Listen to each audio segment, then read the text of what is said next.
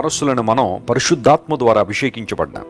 చాలామంది దేవుని కృపలో వర్ధిల్లుతున్నప్పటికీ, దేవుని బిడ్డలుగా ఉన్నప్పటికీ వారు నాకేదో హాని చేసేస్తారేమో, వారు నా మీదేవో దుష్టశక్తులు ప్రయోగిస్తారేమో, లేదా వారు అలా చేస్తున్నారేమో ఇలా చేస్తున్నారేమోనని అతి తీవ్రంగా కృంగిపోయి భయపడిపోతూ ఉంటారు.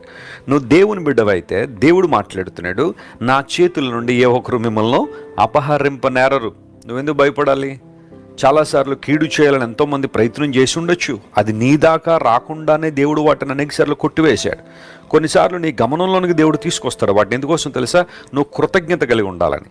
ప్రభువు నీ జీవితంలో చేసిన మేళ్లను, ఉపకారాలను తలంచుకుని ప్రభువు నీ పట్ల బాధ్యత వహిస్తున్నాడని, ఆయన నీ కొరకు పనిచేస్తున్నాడనే విషయం నీకు తెలియాలని కొన్ని నీ గమనంలోనికి ప్రభువు తీసుకొస్తున్నాడు, లేదా నీ జ్ఞాపకాల్లోనికి ప్రభు తీసుకొస్తున్నాడు. అలా తీసుకురాకుండా ఎన్నో కీడులు ప్రభు దూరం నుండే కొట్టివేసిన సందర్భాలు చాలా నీ జీవితంలో ఉన్నాయి, నా జీవితంలో కూడా ఉన్నాయి. ఆ కారణాన్ని బట్టి మనం ప్రభువుని స్తుతించాలి. ఏ ఒక్కరిని తన బిడలకు హింస చేయడానికి దేవుడు అనుమతించలేదు. ఈరోజు నువ్వు కృంగిపోవాల్సిన అవసరం లేదు. అధైర్యపడొద్దు, ధైర్యంగా ఉండవు.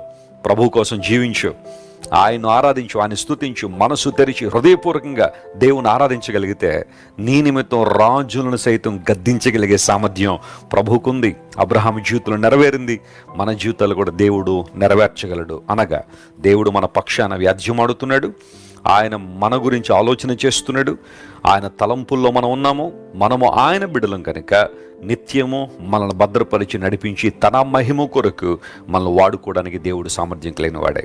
ఈ వాగ్దానాన్ని ఈరోజు క్లెయిమ్ చేసి ప్రభువును స్తుతించి వాగ్దాన నెరవేర్పును చూచినట్లుగా మిమ్మల్ని మీరు సంపూర్తిగా దేవుని సమర్పించుకోండి. ఖచ్చితంగా మీ జీవితంలో ఆత్మకార్యాలు, అద్భుత కార్యాలు చూస్తారు. ప్రార్థన చేసుకుందాం.